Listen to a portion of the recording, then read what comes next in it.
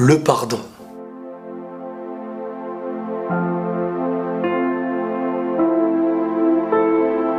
Aujourd'hui, je voulais parler avec vous du pardon. Cette chose qui, à mes yeux, est la base de tout. Autant pour nous-mêmes, autant pour celui avec qui on a un lien. Et peu importe le lien. Il peut être proche, il peut être loin, le pardon définira qui nous sommes. Mais encore mieux, le pardon définira celui que nous voulons devenir. Demandez-vous pourquoi c'est si difficile de pardonner à quelqu'un.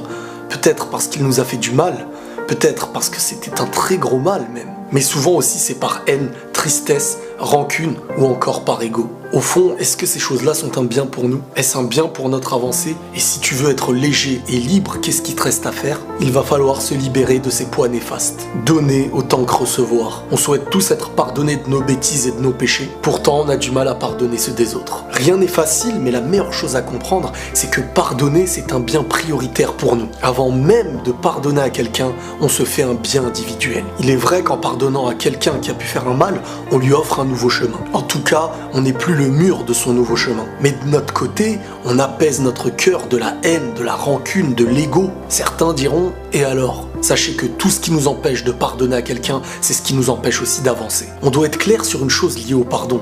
Le pardon ne veut pas dire « reviens vers moi ». Tu peux pardonner à quelqu'un que tu considères néfaste pour toi. Non pas parce que tu l'aimes ou que tu tiens à lui, mais tout simplement parce que tu ne veux pas abîmer ton cœur à cause de l'autre. Le sens du pardon peut aussi vouloir dire « tu ne dois plus rien, tu peux partir en paix. J'ai besoin de me construire et pour ça je ne peux pas accepter cette haine et cette rancune que tu m'apportes. » Le besoin de faire le vide, c'est aussi pouvoir donner la chance à chacun de pouvoir changer. Autant que nous aussi, on se doit de changer. Nous ne sommes pas plus parfaits que ceux à qui on pardonne. Avant de dormir, tout le monde devrait se rappeler que peut-être on ne se réveillera pas demain. Donc pourquoi ne pas s'endormir propre de tout en ayant demandé pardon aux gens tout en les pardonnant? N'oublions pas aussi que parfois les gens peuvent changer et que parfois ce bienfait dépend du poids qu'on a accepté de leur retirer. Et même s'ils vous ont fait du mal, même s'ils vous ont fait pleurer, n'attendez pas la récompense de ces personnes ou la reconnaissance, car elle viendra d'ailleurs. Et en fin de compte, peut-être que nous aussi dans nos vies on en a fait couler des larmes. Le pardon est une richesse et si un jour vous voulez vous sentir heureux, il va falloir être pardonneur. À chaque fois qu'on pardonne à quelqu'un, on se pardonne un petit peu à nous-mêmes. Ça coûte une difficulté au présent,